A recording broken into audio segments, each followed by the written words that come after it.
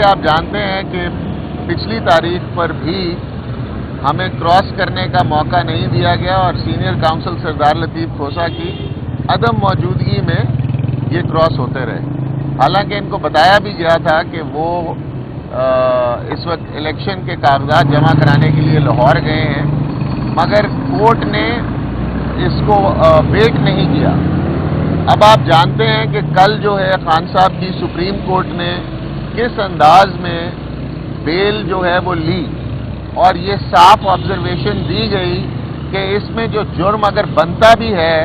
تو یہ کمیونیکیشن کا نہیں بنتا۔ سائفر لے کر آگے کسی دشمن ملک کو نہیں دیا گیا، سائفر اگر نکالا بھی گیا ہے تو صرف اس حد تک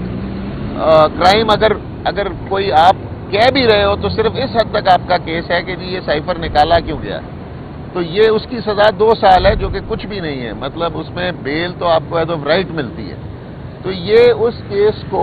اتنی تیزی سے وکلا کی عدم موجودگی میں اور ہمارے ایکیوز کی عدم موجودگی میں چلانے کی کوشش کر رہے ہیں، یہ کانسٹیٹیوشن کے خلاف ہے، یہ ہمارے فنڈامنٹل رائٹس کے خلاف ہے اور ہمارے دفاع کے خلاف ہے، اور یہ ہمیں بیسکلی سنوائی کا موقع نہیں دے رہے۔ آج ہم نے خان صاحب کے جو سسپینشن آف سینٹنس والا کیس اسلام آباد ہائی کورٹ سے خارج ہوا تھا، اس کی بھی اپیل سپریم کورٹ میں سبمٹ کرائی۔ وہاں سے بھی ہمارے منشی کو اغوا کرنے کی کوشش کی گئی ہے، اس سے وہ کاغذ چھین لیے گئے ہیں جو اپیل وہ فائل کرنا چاہتا تھا، اور جس کے نتیجے میں خان صاحب الیکشن لڑنے میں لڑ سکیں گے، وہ بھی ان سے چھین لیے گئے ہیں، اور اس سے اس کے فون بھی چھین لیے گئے ہیں۔ یہ سراسر قانون کی اور اس ملک میں کانسٹیٹیوشن کی خلاف ورزی ہے۔ میں ابھی یہاں سے جا کر چیف جسٹس صاحب کے آفس اور رجسٹرار صاحب کے آفس جاؤں گا اور وہاں جا کے اپنی شکایت کروں گا کہ انہوں نے میرے منشی کو کیسے روکا اور اس سے یہ کاغذ کیسے چھین لیے، اور یہاں پر بھی ہم اس کی بھی شکایت کریں گے۔ اور یہ آپ کے سامنے یہ خان صاحب کا کیس رکھتے ہیں کہ اتنی تیزی سے بغیر وکلا کو اندر جائے، اب میری ٹیم کا حصہ ہیں انتظار پنجوتھا، ان کو روک رہے ہیں۔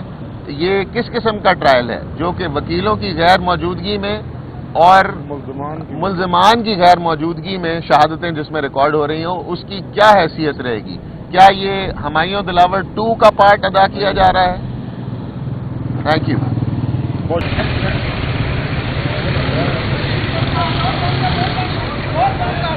بس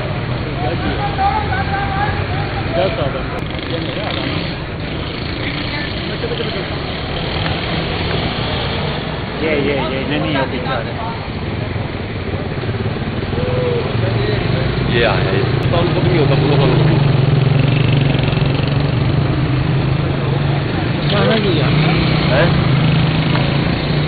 کلاس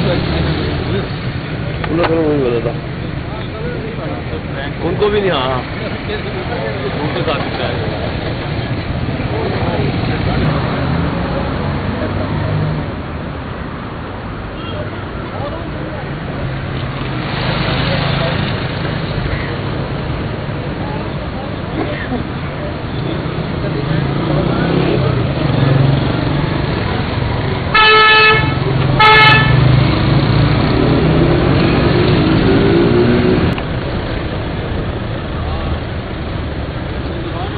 یار وہ دور سے ایسے لگ رہا تھا کوئی ڈھاب کیا بنے گا۔